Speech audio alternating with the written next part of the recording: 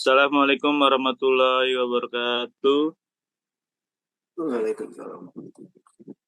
Kami ingin mempresentasikan hasil kerja kelompok kami, yaitu membuat makalah tentang cyber sabotage dan extortion. Ini saya nggak hanya sendiri, ada rekan teman saya, yaitu Alia Diah Murwi Tania dengan NIM 19200-524, dengan saya sendiri Korib An-Nasrullah 19200-485. Dan di sini ada Muhammad Fikri 19-200-473, dan ada Junito 19-200-867, dan yang terakhir ada Daniel Mangatas Purba 19-200-847. Di sini ada latar belakang, yaitu di tengah pesatnya kemajuan teknologi dan ketergantungan masyarakat pada dunia digital, fenomena kejahatan komputer semakin mencuat dengan dua wajah yang meresahkan, cyber sabotage, extortion. Kejahatan ini melintasi batas-batas phishing merajalela di ranah maya dan membawa dampak serius pada individu, perusahaan, bahkan hingga tingkat nasional. Latar belakang masalah ini menjadi pusat perhatian karena tantangan yang semakin kompleks dan terus berkembang di dunia cyber. Cyber sabotage menciptakan ketidakstabilan dengan menyasar sistem informasi, mengakibatkan gangguan serius pada operasional perusahaan dan infrastruktur kritis.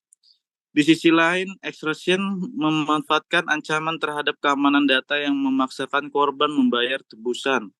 Kedua bentuk kejahatan ini memunculkan kerentanan yang mengharuskan kita untuk merespon dengan cepat dan efektif. Dalam kerangka ini, pemahaman mendalami terkait teori cybercrime dan cyberlaw menjadi kunci untuk mengidentifikasi, menganalisis, dan menanggulangi serangan ini. Dengan memahami motif di balik tindakan kriminal digital yang menerapkan kerangka hukum yang relevan, kita dapat membentuk pertahanan yang lebih kokoh terhadap ancaman ini. Di sini kita ada landasan teori, yaitu ada 3, yaitu cybercrime, dan yang kedua ada cyberlaw, dan yang ketiga ada cyber sabotage dan extortion. Saya ingin menjelaskan satu persatu tentang 3 ini. Yang pertama adalah cybercrime. Cybercrime menurut Drojori, cybercrime adalah suatu bentuk kejahatan virtual dengan memanfaatkan perangkat komputer atau perangkat seluler yang berhubung dengan internet dan mengeksploitasi telepon seluler lainnya yang terhubung dengan internet. Dan yang kedua adalah cyberlaw. Cyberlaw adalah aspek hukum yang ruang lingkupnya meliputi setiap aspek yang berhubungan dengan orang perorangan atau subjek hukum yang menggunakan dan memanfaatkan teknologi internet yang dimulai pada saat mulai online dan memasuki dunia cyber atau maya. Dan yang ketiga ada cyber sabotage dan extortion.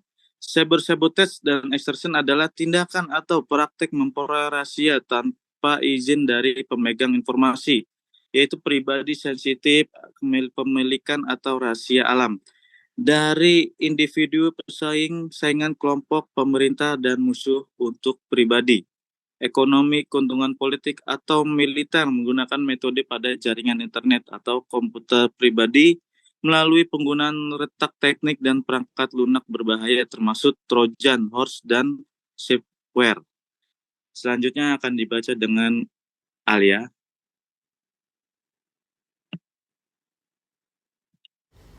Di sini ada pembahasan. Yang pertama, motif serangan cyber sabotage dan extortion. Motif di balik serangan cyber sabotage dan extortion seringkali berkaitan dengan tujuan ekonomi, politik, atau ideologis.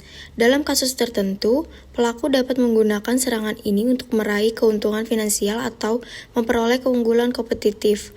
Pada sisi lain, motivasi politik atau ideologis dapat mendorong serangan terhadap sistem informasi dengan tujuan menghancurkan atau merusak reputasi suatu entitas. Yang kedua ada penyebab dan kerentanan.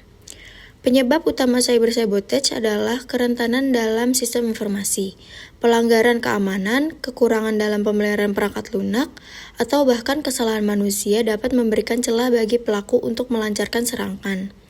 Pada sisi extortion, kurangnya perlindungan terhadap data sensitif dan kelemahan dalam kebijakan keamanan dapat menjadi pintu masuk bagi pelaku untuk untuk mengancam atau mencuri informasi penting. Yang ketiga, ada dampak cyber sabotage dan extension. Serangan sabotage dapat menciptakan ketidakstabilan serius dalam operasional perusahaan dan infrastruktur kritis, mengakibatkan gangguan layanan, kehilangan data, dan dampak finansial yang besar. Sementara itu, extension dapat mengancam privasi individu dan menyebabkan kerugian finansial signifikan jika tebusan dibayar atau jika data sensitif dirilis secara tidak sah. Yang keempat, ada penanggulangan dan pertahanan. Strategi penanggulangan yang efektif melibatkan penerapan prinsip-prinsip keamanan cyber yang kuat. Ini melibatkan pemantauan aktif terhadap keamanan jaringan, pelatihan karyawan tentang penindakan keamanan, dan penggunaan teknologi keamanan terkini. Kolaborasi dengan lembaga penegak hukum dan partisipasi aktif dalam komunitas keamanan cyber juga menjadi kunci untuk meningkatkan pertahanan terhadap serangan ini. Di sini ada contoh cyber sabotage and extension. Yang pertama ada kasus penyebaran virus worm. Yang kedua ada kasus logic bomb. Selanjutnya diterangkan oleh Fikri. Nah, untuk kesimpulannya, yang pertama, seorang cyber saboteur dan extortion memiliki motif yang beragam, termasuk tujuan ekonomi, politik, atau ideologis.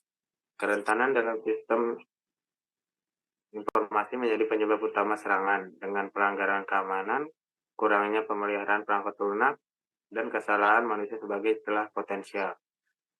Dampaknya melibatkan ketidakstabilan operasional, gangguan layanan, kehilangan data, dan kerugian finansial yang signifikan. Yang kedua, pertahanan efektif melibatkan penerapan prinsip-prinsip keamanan cyber, seperti pemantauan aktif terhadap keamanan jaringan, pelatihan karyawan, dan penggunaan teknologi keamanan terkini. Kolaborasi dengan lembaga penegak hukum dan partisipasi dalam komunitas keamanan cyber juga diperlukan untuk meningkatkan pertahanan terhadap serangan tersebut. Dan untuk saran, yang pertama ada penguatan keamanan sistem, yang kedua peningkatan kesadaran karyawan, yang ketiga kerjasama dengan pihak eksternal, yang keempat implementasi teknologi keamanan terbaru, dan yang kelima pemantauan aktif. Terima kasih. Sekian dari kelompok kami. Apabila ada kata kesalahan atau kekurangan besar-besarnya, wassalamualaikum warahmatullahi wabarakatuh. Sekido. Waalaikumsalam warahmatullahi wabarakatuh.